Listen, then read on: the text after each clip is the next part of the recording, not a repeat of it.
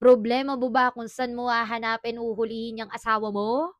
Char. Pero hindi nga, medyo may trending ngayon dito sa FYP, tama ba?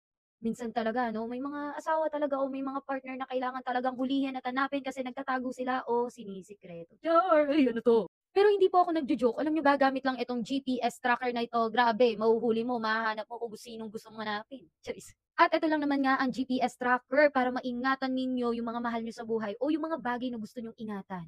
At kung gusto niyo po talaga 'tong gamitin para may hulihin, malaman kung nasaan ang asawa ninyo, gamitin niyo po itong GPS tracker na ito. Of course, hindi niyo ito sasabihin, dapat pasikreto lang. At ang sa liit nga nito, hindi ito mahahalata.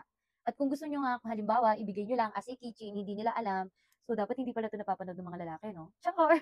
So ito, pwede niyong i-gift as a keychain para sa kanila, pero hindi nila alam, GPS tracker na pala 'to. So pwede ito sa mga motor, sa mga sasakyan, pwede rin yung ilagay sa bag nila, sa susi nila, para alam niyo kung nasaan sila. Pero hindi lang naman siyempre ito pang-jowa 'no, pang-partner. Alam naman natin sa mga bata, alam niyo ba, puwede niyo rin pong ilagay ito sa mga bata, para alam niyo kung nasaan yung mga anak ninyo.